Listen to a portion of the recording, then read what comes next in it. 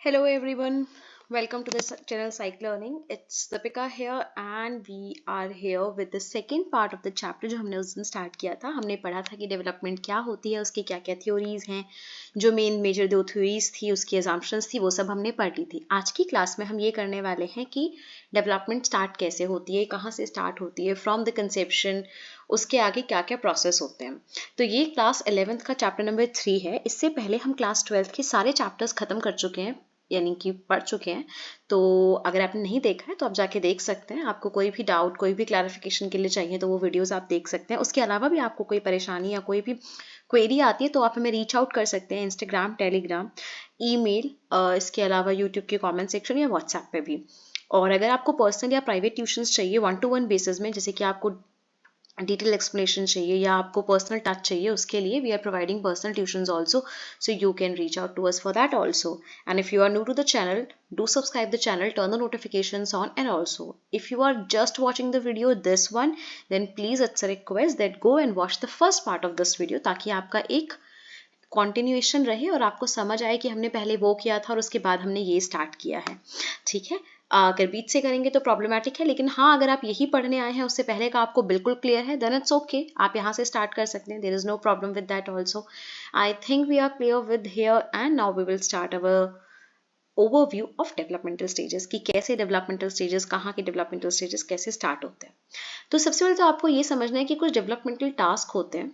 Developmental task क्या होते हैं कि किसी पर्टिकुलर एज में ना आपकी लोगों से आपकी एक्सपेक्टेशन होती है. There is a social expectation from your self कि हाँ ये बच्चा, ये पर्सन इतना करे. जैसे मतलब 2 साल का बच्चा तो भी एक्सपेक्ट कि वो रन करे, वो वर्ड्स थोड़े थोड़े बोलने लग जाए आधे अधूरे से. अगर वो बिल्कुल नहीं बोलता, ही और she doesn't utter a word, तो देर इज अ प्रॉब्लम. वो बिल्कुल बैठता नहीं है, खड़ा नहीं होता है, तो देर इज अ प्रॉब्लम. तो मतलब एक पर्टिकुलर एज ग्रुप में जो आपकी सोशल एक्सपेक्टेशंस बन जाती हैं, जो अकॉम्प्लिशमेंट्स आपको करनी होती है उस एज में, उसे हम कहते हैं डेवलपमेंटल टास्क. मतलब उस एज के लिए वो टास्क जरूरी है करना और होना चाहिए. नहीं होता है तो we assume that there is a problem in the development. ठीक है. So now the first thing we have is the prenatal stage. Obviously सबसे पहले प्रीनेटल स्टेज आएगी जब बच्चा पैदा नहीं हुआ है, वो सिर्फ मदर की वूम में है. The baby is inside the वूम of the mother. ठीक है ना. तो प्रीनेटल डेवलपमेंट कब से स्टार्ट होती है? टिपिकली ये 40 वीक तक चलता है, जैसे प्रोबेबली हम 8 to 9, 9 to 10 मंथ्स मान के चलते हैं. तो 40 वीक्स तक एक प्रॉपर जो है वो प्रेगनेंसी चलती है या एक प्रीनेटल पीरियड चलता है.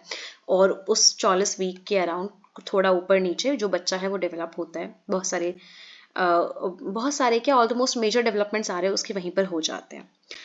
अब प्रीनेटल जो डेवलपमेंट है उस वो किससे फर्क पड़ता है उसको, कि मदर की एज क्या है, मदर खाना कैसा खा रही है, इमोशनल स्टेट कैसी है मदर की, ठीक है या नहीं है, कोई डिजीज या इन्फेक्शन तो उसको नहीं है, जैसे रुबेला वगैरह तो उसको नहीं हो गया, इसके अलावा HIV तो उसको उस दौरान या उससे पहले नहीं हुआ है. तो ये सब चीज़ें अगर होती हैं तो कहीं ना कहीं बच्चे के डेवलपमेंट में प्रॉब्लम आती है and it can be fatal also. But मान के चलते हैं हम कि कोई ना कोई मेजर या माइनर प्रॉब्लम आएगी. इसके अलावा यहाँ पर एक और डेफिनेशन आती है जो आती है टेराटोजेंस की. इट सेज दैट कि एनवायरमेंटल एजेंट्स, आपको ये ध्यान रखना है कि टेराटोजेंस एनवायरमेंट में होते हैं. सो टेराटोजेंस आर दी एनवायरमेंटल एजेंट्स जो कि एनवायरमेंट में होते हैं और उनकी वजह से कोई ना कोई एबनॉर्मेलिटीज बच्चे में आती है या डेथ होती है बच्चे की, उसे हम कहते हैं टेराटोजेंस. टेराटोजेंस क्या हो सकते हैं? जैसे कि मारिजुना, हेरोइन, कोकीन लिया है मदर ने, रेडिएशंस, एक्सरेज या कुछ भी एडिशनल पोल्यूटेंट बाहर से आया है, तो वो सब जो है टेराटोजेंस होते हैं. ठीक है. Then we have infancy. अब बच्चा क्या था, 40 वीक्स और अबव और बिलो जो है बच्चा डेवलपमेंट हुआ, बच्चे ने जो है बर्थ लिया और बच्चा इस दुनिया में आया. सो बच्चे की स्टार्ट हो जाएगी from the time of birth. किसकी एज? इन्फेंसी की स्टेज. और इन्फेंट क्या होता है? 1 से 2 साल तक के बच्चे को हम इन्फेंट कहते हैं, जो बिल्कुल छोटा बच्चा होता है. ठीक है. और अब देखो अब हमें क्या करना है कि इसमें डेवलपमेंट किस तरह से होते हैं, हमें वो सब पढ़ना है. तो सबसे पहले we have the motor development. तो मोटर डेवलपमेंट की बात करें तो जो बिल्कुल छोटा बच्चा है ना वो रिफ्लेक्सेस दिखाएगा. रिफ्लेक्सेस क्या होते हैं? रिफ्लेक्सेस जो है वो जेनेटिकली कैरिड सर्वाइवल मैकेनिज्म होते हैं. मतलब जो ऑलरेडी हमारी बॉडी में इनबिल्ट हैं पहले से और उसे हम करते हैं, वो होते हैं क्या? मोटर डेवलपमेंट बच्चों में छोटे, जैसे हम रिफ्लेक्सेस कहते हैं. तो मैं आपको बता देती हूँ. एक होता है रूटिंग रिफ्लेक्स, जो क्या होता है, जैसे बच्चे को आप उसके यहाँ पर माउथ में कहीं भी टच करोगे ना, चीक पर कहीं पर भी, तो बच्चा उस तरफ मूव करता है, अज्यूमिंग दैट कि उसको जो है मिल्क पिलाया जा रहा है, या उसको निपल्स हो, चाहे आपका वाटर मतलब जो बॉटल होती है मिल्क की वो हो, तो मतलब बेसिकली उसे फीडिंग के लिए वो किया जाता है कि जहाँ उसे टच करोगे वो टर्न करेगा। Then we have a moro reflex. इसमें क्या होता है यूजुअली कि जब बहुत लाउड नॉइस आती है तो बेबी अपने आर्म ऐसे आउटवर्ड वो करता है, and then it grabs something, like ऐसे फैलाया एंड देन पकड़ा। It's more like of a, जो बंदर करते हैं ऐसे करेंगे फैला के, ऐसे लकड़ जैसे टहनी को पकड़ना चाहते हैं उस तरह से बच्चे करेंगे, पहले हाथ फैलाएंगे एंड देन उसको ऐसे करके जोड़ेंगे। This will be a moro reflex.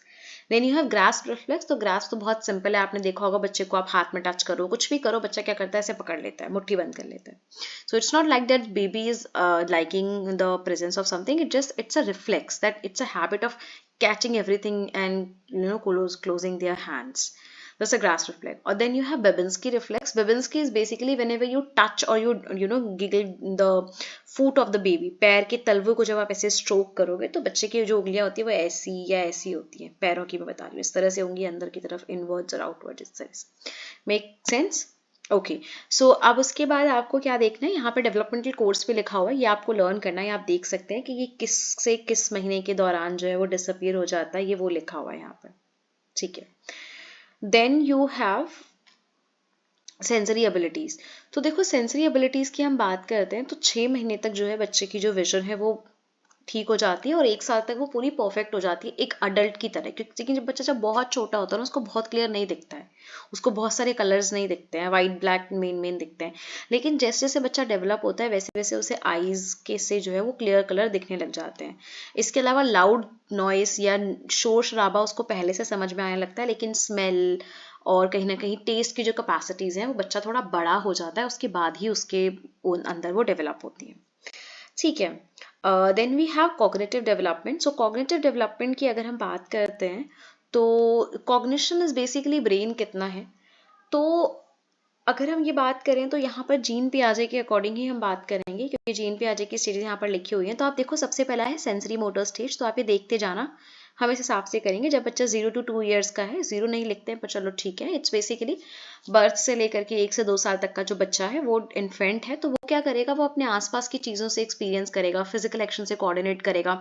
वो झूले झुनझुन में हाथ लगा रहा है तो वो आवाज़ कर रहा है, उसे बार बार करेगा, टिकल करेगा, कोई भी चीज़ बस एक्शन से देखेगा। बहुत ज़्यादा जो कॉग्निशन है वो उन बच्चों में डेवलप नहीं होता है। उसके बाद pre operational, concrete and formal, ये हम फर्दर स्टेजेस में पढ़ेंगे। तो अभी के लिए आप सेंसरी मोटर समझो। तो सेंसरी मोटर में बच्चा क्या करेगा, एक्टिवली एनवायरनमेंट के साथ एंगेज होगा, कुछ ना कुछ करेगा, हाथ पैर हिलाएगा, काम करेगा, तो उसको कुछ रिएक्शन दिखेगा, उस हिसाब से बच्चा जो है वो लर्न करेगा कि मुझे क्या करना है क्या नहीं करना है। और ऑब्वियसली बच्चे का जो छोटे बच्चे का कॉग्निशन होगा वो बड़े बच्चे से अलग होगा, डेफिनेटली, व्हाई नॉट।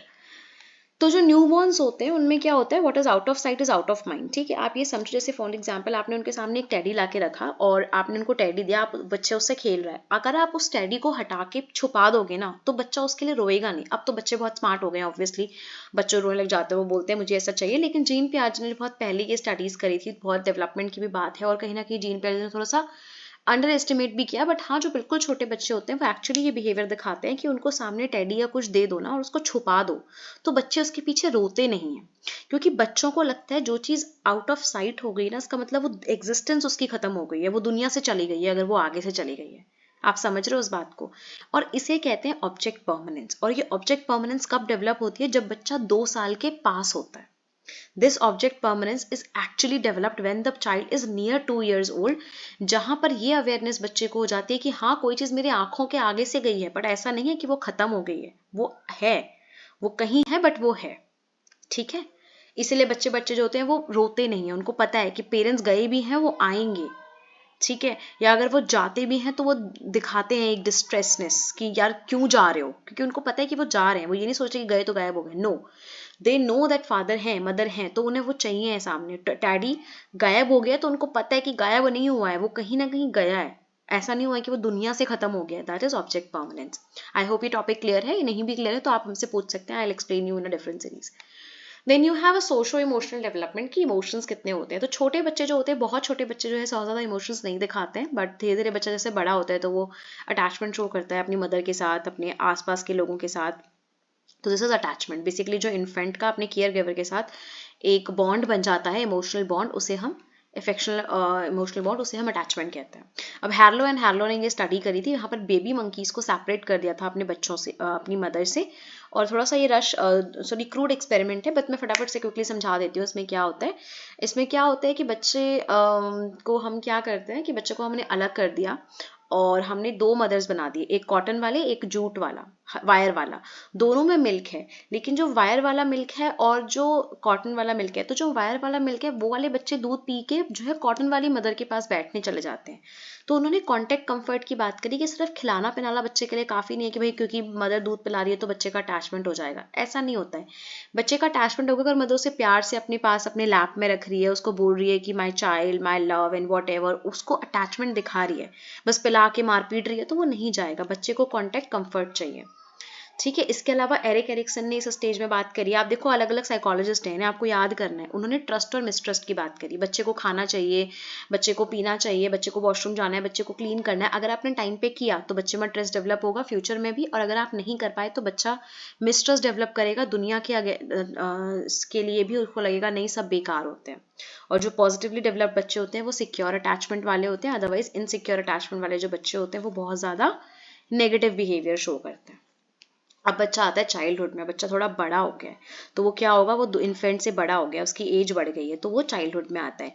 चाइल्डहुड में देखो फिजिकल डेवलपमेंट होती है। सिफेलोकॉर्डल क्या होता है, हेड टू टो, पहले हेड स्टिफ होता है, फिर गर्दन स्टिफ होती है, फिर ये वाली जो चेस्ट रीजन है वो स्टिफ होगा, फिर कमर होगी, फिर पैर होगा, pelvis and the lower ground. So ऊपर से नीचे तक बच्चा जो है वो स्टेबिलिटी लेके आता है, ग्रोथ आती है। Proximo distal is basically centre from the proximities, पहले यहाँ पर स्ट्रॉन्गनेस आएगी, उसके बाद फिंगर में मेरी स्ट्रॉन्गनेस आएगी, मैं अच्छे से लिख पाऊंगी, वो कर पाऊंगी। So proximo distal is basically torso to the extremities. I hope both are clear. ये क्या है, ये प्रिंसिपल है डेवलपमेंट की, इन 2 तरह से डेवलपमेंट होती है।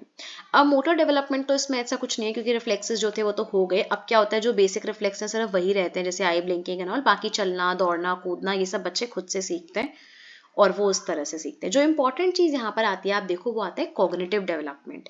अब कॉग्निटिव डेवलपमेंट में क्या होता है ना कि बच्चा सोच कैसे रहा है। अब आप एक बार दोबारा से फटाफट से यहाँ आ जाओ, ये देखो प्री ऑपरेशनल स्टेज का बच्चा 7 साल तक है, 7 से 11 साल तक का बच्चा कॉन्क्रीट ऑपरेशनल है। अब प्री ऑपरेशनल मतलब क्या होता है, बच्चा अभी ऑपरेशन करने से पहले की स्टेज में, बच्चे ने अभी जो है ऑब्जेक्ट परमानेंट सीखा है, तो बच्चा क्या करेगा, धीरे धीरे चीजों को समझेगा कि अच्छा ये है, ये फॉल्ट हैं, ये है, थोड़ा अंडरस्टैंड करेगा। इस स्टेज में बच्चे ईगो सेंट्रिज्म दिखाएंगे कि नहीं सिर्फ मैं सही हूँ, मुझे पानी चाहिए, मेरे को अपना पॉइंट ऑफ व्यू, सिर्फ दूसरे वाले का पॉइंट ऑफ व्यू समझेंगे ही नहीं, दैट इज ईगो सेंट्रिज्म। ठीक है। इंट्यूटिव थॉट आते हैं बच्चों के, आसमान में पानी है क्या जो ये नीला है, यहाँ पर सन कहाँ से निकलता है, सन कहाँ जाता है रात में सोने, इस तरह के बच्चे क्वेश्चंस करते हैं, आपने देखा होगा, वो इंट्यूटिव थॉट्स होते हैं। देन सेंट्रेशन, सेंट्रेशन क्या होता है, बच्चे एक चीज में ध्यान देंगे, जैसे छोटा और मोटा ग्लास है और लंबा और पतला ग्लास है, तो वो कहेंगे हमें पतला ग्लास चाहिए, मतलब लंबा ग्लास चाहिए। वो ये नहीं देखेंगे कि लंबा है तो क्या हुआ, पतला भी तो है। उनके सामने उसमें से पलट के डालोगे वो नहीं समझेंगे। जैसे क्ले के लिए, गोल क्ले है या चपटी क्ले है, उनको लगेगा चपटी क्ले बड़ी है। क्यों लगेगा ऐसा, क्योंकि वो सिर्फ ये देख पा रहे हैं कि बड़ा है। सेंट्रेशन मतलब सिर्फ एक फीचर पे वो एक बार पे ध्यान दे पा रहे हैं, उससे ज्यादा वो ध्यान नहीं दे पा रहे हैं, दैट इज सेंट्रेशन।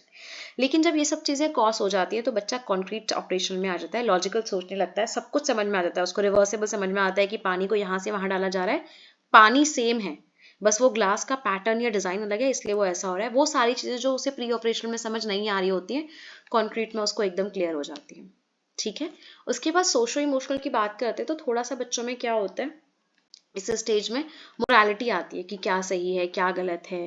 इसके अलावा जेंडर एंड सेक्स रोल्स की बात करेंगे, आप रीड कर सकते हैं खुद से, क्योंकि इसमें बस यही है कि कैसे इंडिया में या कहीं पर भी लोगों को बोला जाता है कि आप गर्ल हो तो आप ये करो, आप बॉय हो तो ये करो, आप डॉल से खेलो because you are a girl, आप गन से खेलो because you are a boy. तो ये सब जो रोल्स बच्चों को सिखाए जाते हैं उसका क्या इम्पैक्ट होता है और इस स्टेज में बच्चे समझने लगते हैं। ठीक है। उसके बाद और ऑब्वियसली क्योंकि बच्चे बड़े हो गए हैं तो वो दोस्त बनाने लगते हैं, वो रिश्ते बनाने लगते हैं, वो एक दूसरे से प्यार करते हैं, गुस्सा करते हैं, एनवी करते हैं, पेरेंट्स से अटैचमेंट फॉर्म करते हैं, सारा सोशल इमोशनल डेवलपमेंट इस दौरान होता है। फिर आता है मॉरल डेवलपमेंट। अब आपको यहाँ पर एक चीज याद रखनी है कि मॉरल डेवलपमेंट जो है वो लॉरेंस कोलबर्ग ने बात करी है, उन्होंने इसकी स्टेजेस दी हैं। उन्होंने बताया है कि जो 9 साल से पहले का बच्चा होता है ना, वो बस ये देखता है कि मुझे कोई काम करने से पिटाई पड़ेगी या प्यार मिलेगा, उस हिसाब से वो काम गलत है या सही है। जैसे फॉर एग्जाम्पल अगर उससे पूछा जाए ना कि बेटा एक ग्लास किसी ने जानबूझ के फोड़ा या 10 ग्लास किसी से गलती से फूट गए, क्या गलत है? तो बच्चा क्या बोलेगा? 10 ग्लास जिसने फोड़े, क्योंकि वो इंटेंशन नहीं समझेगा, वो ही समझेगा क्योंकि 10 ग्लास फूटे और पिटाई होगी, इसका मतलब वो काम गलत है। तो छोटे बच्चे ऐसे होते हैं। लेकिन जैसे जैसे बच्चे बड़े होते हैं वो चीज़ों को इंटरनलाइज करते हैं, वो समझते हैं कि लॉज जो बनाए जाते हैं वो हमारे वेलफेयर के लिए बनाए जाते हैं, ठीक है, और उसे हम अपने हिसाब से चेंज कर सकते हैं, वो डेवलपमेंट फर्दर आती है। छोटे बच्चे में सिर्फ इतना होता है कि मार पड़ेगी या नहीं पड़ेगी, पनिशमेंट मिलेगी या नहीं मिलेगी। And I hope this is clear. यहाँ तक हमारा चिल्ड्रन खत्म हो गया, उसके बाद हम अडोलेसेंस और अडल्टहुड पढ़ेंगे, जो हम नेक्स्ट क्लास में कंटिन्यू करते हैं। आई होप आपको सब कुछ समझ में आया। इसमें बहुत सारे इंटरेस्टिंग और न्यू न्यू टॉपिक्स थे। जो भी टॉपिक आप चाहते हैं कि मैं डिटेल में उसके लिए वीडियो लेके आऊँ, तो आप मुझे बताइए, मैं उसके लिए लेके आऊँगी, सो दैट आपको वो अच्छे से समझ में आए, क्योंकि बहुत सारे टॉपिक्स हैं इसमें जो मुझे लगता है कि एक्सप्लेनेशन की ज़रूरत रखते हैं। तब तक के लिए अपना ध्यान रखिए, एग्जाम की तैयारी करिए, take good care of your cells. Bye bye, टाटा। And if you are new to the channel, do subscribe the channel, turn the notifications on, क्योंकि इसकी थर्ड वीडियो आएगी जिसमें हम एडोलेसेंस और अडल्टहुड के बारे में पढ़ेंगे। और अगर आपको कोई भी डाउट है तो आप इसी वीडियो में बता दीजिए, ताकि अगर कोई और वो हो तो मैं उसमें वो जो टॉपिक है वो डाउट क्लियर कर दूं, बिकॉज लास्ट में सिर्फ 2 ही टॉपिक्स बचे हैं। ठीक है, ध्यान रखिए, take care, best wishes, bye bye.